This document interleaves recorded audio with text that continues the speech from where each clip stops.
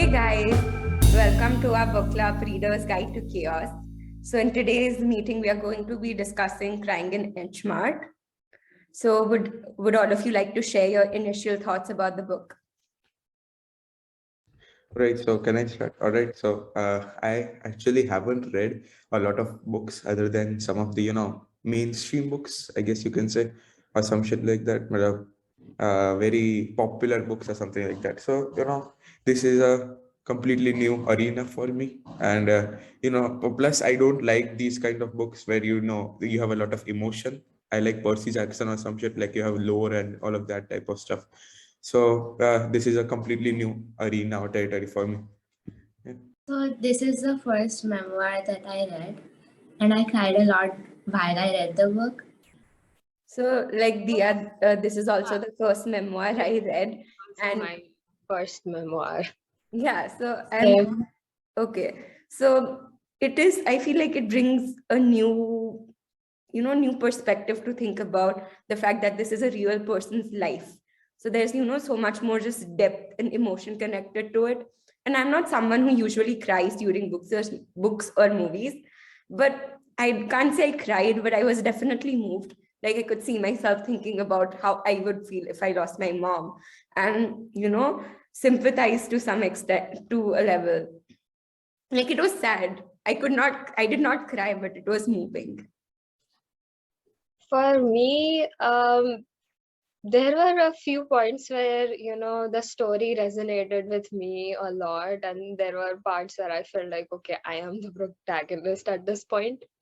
But this is being the first memoir that I have read.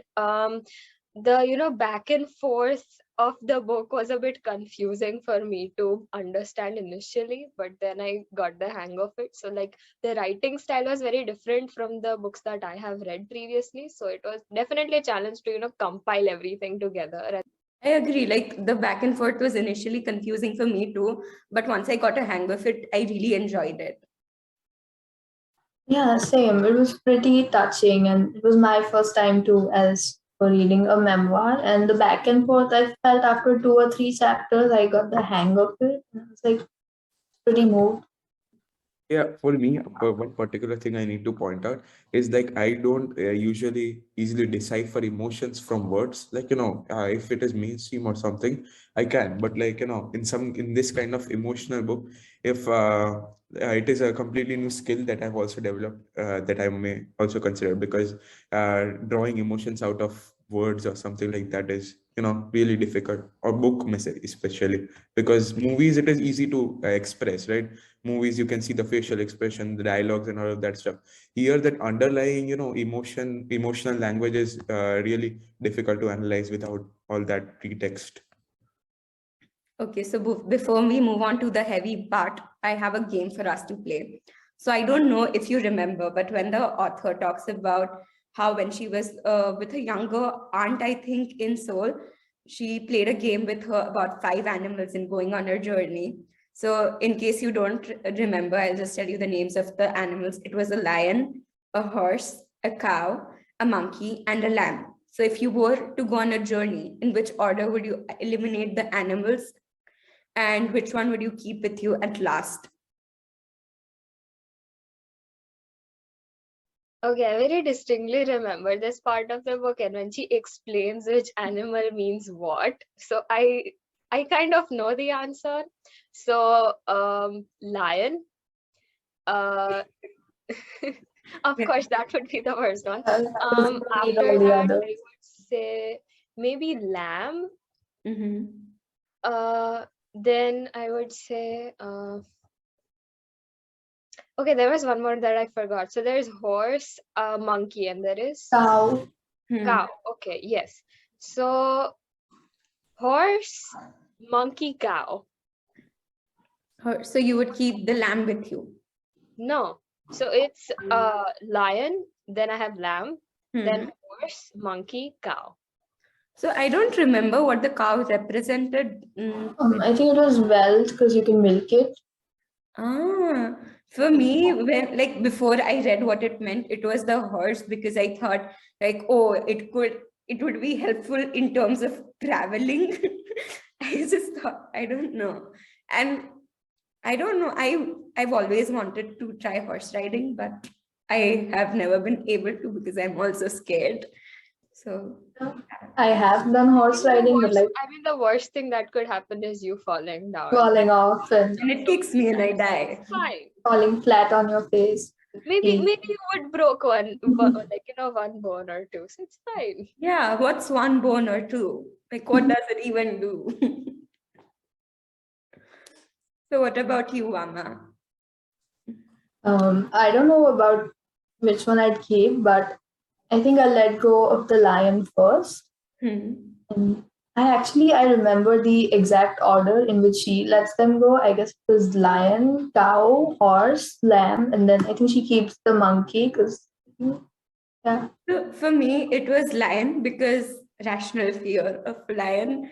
Then monkey because monkey, like in general, as an animal, scares me, and like it is very frantic, and I feel like it is too close to our species, and like I don't know.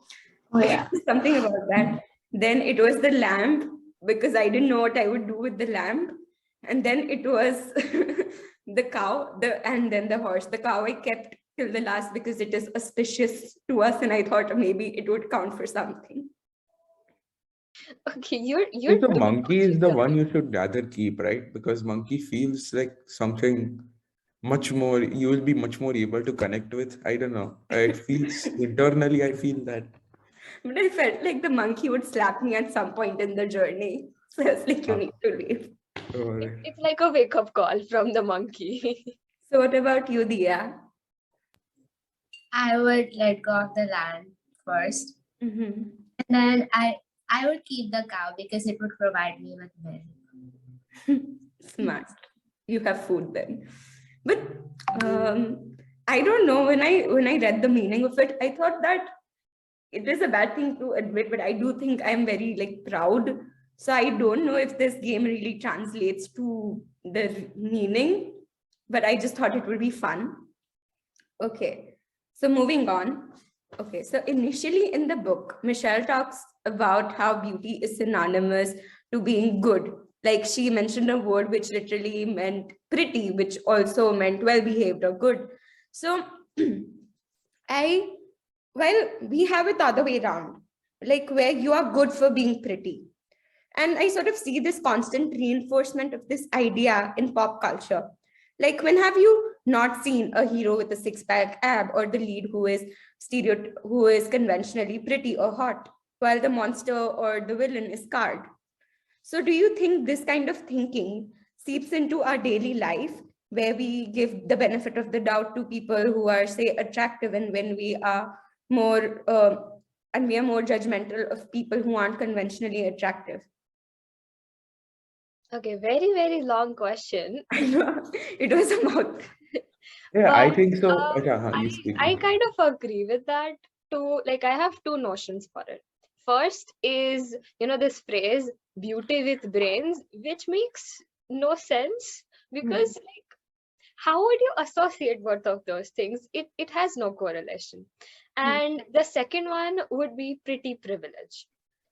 Both of these both of these things have been intertwined in our lives at a point where even if somebody's dumb but that person is pretty, it would be like, what, that person can fend for themselves at some point, like maybe modeling would work for them. But if somebody is conventionally, let's say, not that good looking, they'll be like, you'll have to work hard, you'll probably have to get a good score or GPA to succeed in life. More or less, in the book I saw how the mother was just obsessed with keeping her skin porcelain perfect and everything, and she would not let her daughter smile because she would get wrinkles. And her daughter's response was, maybe I want wrinkles so that people can know that I've aged, I have lived these many years. And I also saw, like, with the more age gap those two characters have, their definition of beauty also changes at a point, because I guess Michelle herself also at some point of her life is like, this is where I felt very beautiful with myself. And with her mother, she was always hiding behind her vanity and applying those creams she got from like QVC. Yeah. So your question basically sums up like, yes, it does, bleed into our lives. And yes, the Indian mentality of people being super white has also, it's very Asian. Yeah, exactly. Like not just for Indians, like for Koreans and other Asian cultures. You Like know, if you see now, even in ads or something like that, in any popular media, there's this stuff like, that you have seen that Fair and Lovely ke ads, they come in Korea and all of that stuff. Especially in Korea, because I was researching about it. Like some guy just turned from black to white and using this single cream, and it shows like, how मतलब आटलू तो ना देखा आटलू मोटो difference, like is brown to white, it is fine, it is still within the bounds, but first सीधा black से white and yeah. what you said. So you do acknowledge that this practice is wrong. Yeah, but it's inevitable. It is wrong, but it is inevitable. Like, it's not even culture ka problem. It is mindset ka problem. I know. But I am not woke or some shit, but like it's a mindset ka problem. That's what I'm saying. This mindset has been developed because of the constant reinforcement of the same idea by our society, but by popular culture, by media, so much more. Like even you look at stars, there is a certain, need for them to look a certain way and whatnot. And besides this being inside this question, I had another thing. I had a few more questions to ask. So like while my earlier question answered the question in itself, how do you think we should overcome such biases? Do you think we can overcome such biases? So basically, overcoming the thing is a very long shot. But in Only your own because, life. as you said, it is, the constant reinforcement is so much that, sometimes I see, people would tell me, you're so white, you have no problems in life. I'm like, I do have problems. It's not because of my skin color. And I mean, I was born with it. I did not ask for it. Another very sad part about this reality is I was watching this documentary where they showed that Korean women, especially like, South Korea has this, very big skincare culture.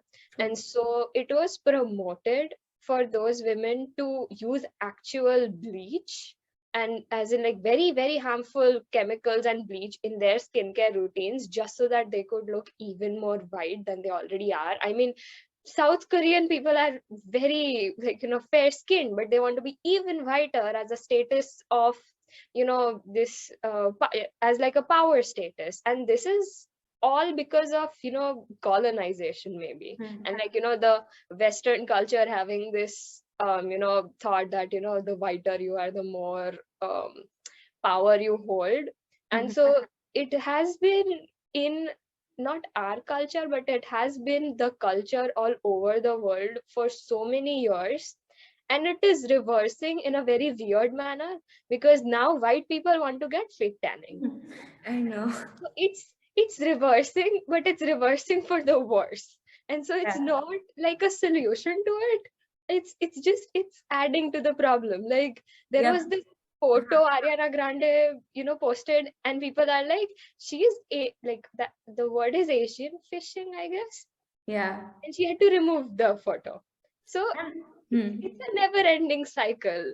And also like the, the conventionally like pretty look right now in like white women is like sort of like it has many ethnic features, which I think is very wrong. Like they'll want their lips to look a certain way or their eyes to look a certain way, which is very, very, what do you say, prominent in other cultures. And I sort of feel like that is very wrong, because you're making them feel bad about having certain features and feeling inferior while you are doing the same thing. And when it is on your face, and when it is on your skin tone, it is supposed to be pretty, and when it is theirs, it's not, which just seems very messed up. And like the shocking rates of like plastic surgery in South Korea, I think it is the country with the highest amount. And the double eyelid surgery, it's also talked about in the book. I just hope, like, we sort of find a way around it, or at least Like you are right, it is being reinforced so much, it is so difficult, but at least in our own families, in our group circles, talking about it to your friends, younger siblings, because I do sometimes see, like, my younger cousin falling into the trends and falling victim to that, and I just feel bad. Like, if not everybody, I would at least want my loved ones not to be affected by it so much. Yeah, we definitely have to try because these biases, I guess, have existed for a long time and they've morphed into various things. But I guess we have the potential to reduce them. And I It will think it always definitely take time. But I think so. It cannot be reduced. Like, it cannot it's be like reduced, but in you the can eyes of do a small things There's in your own student. life. potential to make a change, if not reduce.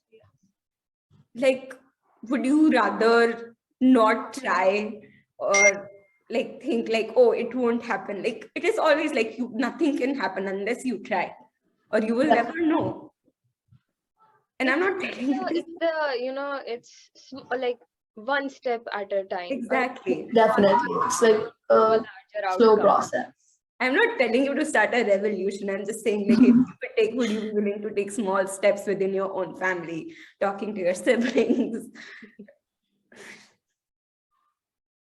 Did you see any similarities or differences between their culture and ours? I think so. Asian culture as a whole, now I can say, like, all these beliefs and all of that. The strength of the belief is something that I consider similarities. A lot of that. We can see, like, she is American Korean, right? So even though she's American Korean, she has some kind of stuff still there. If a regular person would be going there, like a European or an African or something like that, he would be completely morphed into that culture. So that strength, I think so, is a similarity. The main similarity I see is the core value of family. Like, from what I have seen, I could see, like, some even small actions of kindness or love are, like, more stronger, or like you have this for better or worse, you have them with you for a good amount of, yeah. So I would say the similarities, but this is for every every Asian household would have this, is food being a reciprocator of love, which True. was something that hit like home when I was reading about it, because I've had a very close family member that died when I was very young, and one of the few memories that I have of the my grandma is that I was rolling gulab jamun with her during Diwali, and that is the reason why gulab jamun became one of my favorite desserts. And so that correlation with food is something that every Asian household has. Yeah. Secondly, the belief thing that is there, I would say that is also very true, because there are some superstitions we take to heart, and then there are some things that you shouldn't be doing, but sometimes you feel like a rebel and you just break some rules. Yeah, so the food thing, I agree with you, like, a lot. Like, I remember any relative's house you go to, they'll always try to serve you more, to the extent that they are just feeding you, like overfeeding you, and it is their, like, affection, that it is their sign of affection, like grandparents, aunts, whatnot. There is this very particular Gujarati word for it, which is called agra karvo. And they do it to a point where you will not be able to have one more morsel of food, food, and they would then bring out the desserts, and they're like, you always have room for desserts. So my Fia, my dad's my paternal aunt, like, I would be scared to go to her house because of the amount of agra she would do. At one point, I remember, like, she would give me more pani puri than the filling, and then I would have to eat it, because the way she would force me, like, it would be almost disrespectful if I said no. Then there's more puri, then she'd give even more heaping amounts of the filling, and like it would be an endless cycle till I at one point had to be like, I can't come to your house anymore, I will burst. And like when they serve, they genuinely want us to eat, and like they have love. It's not just for the sake of feeding the guest. Yeah, definitely. And there's like so much diversity in our cultures. Like each state, each district has some food item that is, distinctive to their culture. Like I know that Diya, you told me earlier, you'd listen to some of her music. Now, knowing that she's a real person and how much she talks about her band, I'm also very fascinated and like would like to listen and know like, is it actually good? So, what were your thoughts about her music, or what research did you do about it? Like I listened to one of her songs, but like I'm more into like pop, and that was like indie types. Oh, I would still just want to listen to it once Yeah, out of it was good. curiosity. So I heard like there was these YouTube recommendations I got. So there was Tiny Desk concerts. Those are called. I forgot the name, but so she was playing for like her band was playing there, and I heard the song, and it's pretty fun. I mean, she has music that revolves around her grief and sadness, and after that she came out with a much happier album. So maybe music and this book was kind of a way of her getting all of the emotions out of her, and getting it out of her system so that Yeah. she can hit refresh. And I feel like the music that she has produced, I wouldn't say that it was for fans or anything. It was just for herself and her own, self satisfaction and happiness. And I feel like a lot of artists should have that, because she mentions this in her book that, her mother was never supportive of her music endeavors. And yet she did it because she felt happy in doing that. And so that little selfishness that she has is something that I resonate with a lot. And so I felt like maybe her musical journey is very nice, even though I've not heard a lot of her music. It's pretty inspiring to see how a person can from just that little selfishness get a lot of following. True. Okay. Yeah, like definitely. In the end, it should bring you joy. I was gonna say that when she discovered music was like her thing, and then she had this fight with her mom, I felt after that, the point where she found out she was going to lose her mom, I felt those memories were really disturbing for her, I guess. She felt she lost the time.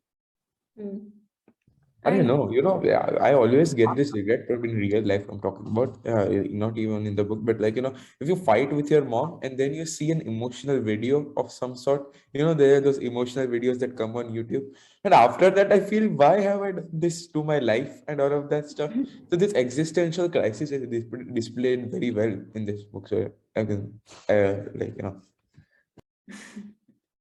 okay. Well, well, I don't fight with my mom that much because we don't have a lot of disagreements. But the times that I have fought with her was only because it was her fault and not mine. So I never feel bad for it.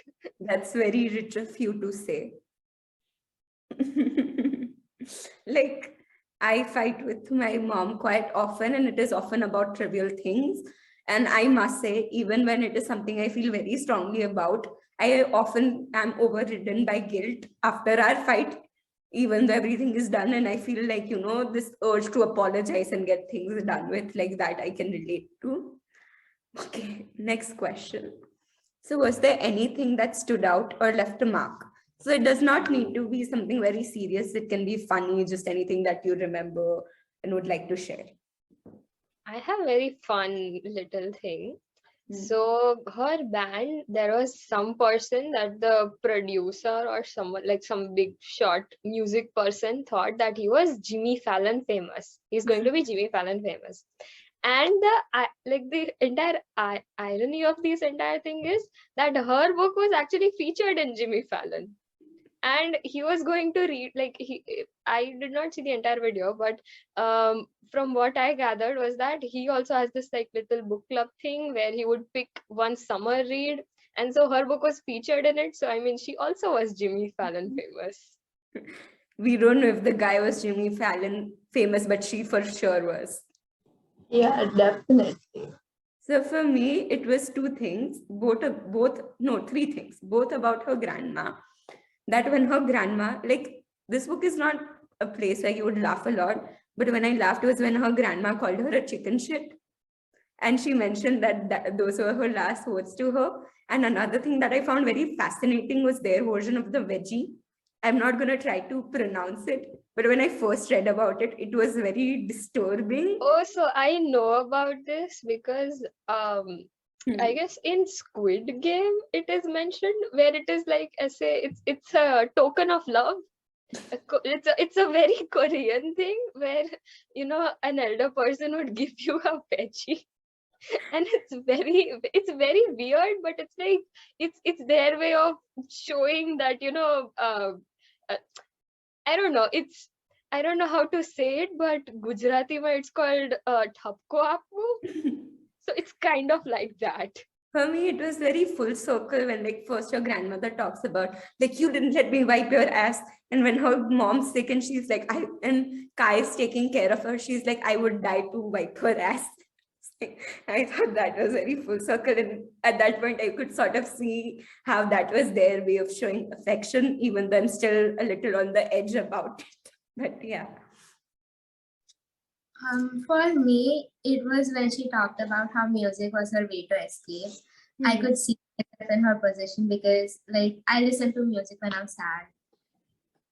And the other thing was her mom constantly telling her not to sit like slouched, not to have slouched shoulders. And that's what my mom constantly tells me.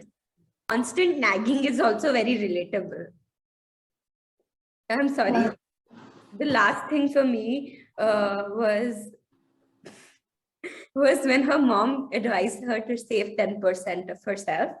And I sort of I sort of understand, and I think that's like really good advice. Like if you give 100% of yourself to everybody, it becomes very easy to be distraught and hurt. But just like it is also important to love yourself. And I remember one time, I don't know, this advice some other lady had given to me. I was very upset about something, and she was talking about how love begins when you start loving yourself. So like her emphasis on self-love even is something that I think is very important for mental health and in general. Yeah, I agree. Also, I think there were many parts that like stood out for me, but one of them was, I guess, when she and her father took their mom to Korea for 2 weeks as sort of like her last wish, and like they planned the whole thing for her despite the complications. And then that little wedding that they planned, like a tiny ceremony with just loved ones, and like Peter agreeing to that and being so supportive through it all. So I guess that was really good. So the last question is, while this book deals with heavy topics like mourning and losing people that are close to you, food is also a very integral part of it, and we talked about it earlier. Now, how do you think the constant mentioning of the food affected the impact of the text? I think so. It made it relatable, the whole story, because food is something we all try to associate with some moments like family dinner or something, or you go out with friends or something. So it made it more relatable as a whole to the audience who might be completely new to this genre. So I think food is something that is very connected to emotion. Like you eat when you're sad, or like, like it, or like just in general, I feel like food is very connected to how you're feeling, or I see that, like, I feel that it is. A very recent example. I made a very bad hot chocolate, and so because of that, I was in a very bad mood. And then I was like, why did I make myself such bad hot chocolate? And then I cried for 5 minutes on that. So yes, food is associated with a lot of emotional things. And as I previously mentioned, I have like, some core memories of a very close, loved one that passed away as, food. And also like food is a very, I say, universal thing. So no True. matter where you are, no matter what you do, food is something that would connect everyone around the world, because let's face it, everybody eats. Yeah. And food was also one of the key factors where the book is very aptly named as Crying in H Mart. So for those people who miss home, or for those people who just want the sense of home, they would go to, like, I have heard stories where people would just go to Indian grocery stores just to smell garam masala, because they were not exposed to that in regular days, and so they would just buy random things that they were like, okay, my mom used to make something from this, and they would just buy it. And you know uh her correlating small ingredients, like, okay, my mom made this or my mom made that. um like, for Michelle, food was something she could remember someone. For me, food is to just have a good mood, because I can also have something really good, and that would just lift me and put me in a good mood. I agree. Like, as a foodie, like, it is something that brings me joy, not only to eat, but also to make for other people. Because, like, I remember the first time I actually properly made something myself was like 5, 6 years back. I was bored with my sister, and like, she hadn't eaten, but I was like, she's hungry, because she was in a bad mood. So we had these like bahar ka pizza doughs, and I made pizza, and it was like good. Like, I didn't do anything momentous or extraordinary, but she really liked it, and it put her in a good mood, which made me happy. And another thing, like the impact of the text, I think it adds to it, because like her connection with her mom is solely like is very much based on the food, and how her mom would love her trying the Korean cuisine, and sort of feel a connection with her. So I felt like it was very wholesome and sweet to talk about.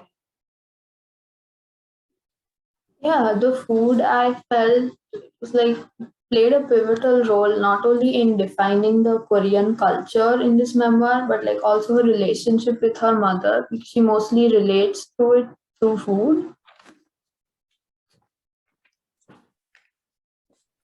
And like when she goes to Asia, she also feels connected to Korea. Yeah, And it's like a home away from home. yeah. So like when me and my family go to the US, we stay there for all of vacation. So that's a long time. So every time we stay there, we go to this Surti Farsan, and my dad gets really happy because it gives a lot of Indian taste. Also, because you mentioned that, I now remember, like, my mom was like, you don't really miss your cultural food and come to appreciate it until you go far away from home. I was too young. I'm too young. I was too young at the time to remember this, but I remember my mom telling me that we also had to go to the US for a month to visit my aunt. But it was summer season, and in summer season in Gujarat, you get amras, which is basically mango puree. So my sister, because of that fact, did not want to go to America, because she's like, I won't be able to eat amras there, and she didn't want to eat those Mexican candies. Okay, so today, like, honestly, I feel like we had a great discussion. Everybody had a lot to talk about, and I hope to see you all again next month. So please like, share, and follow us on Instagram, and leave a comment down below on what you'd like to see us talk about or read. Thank you, and bye.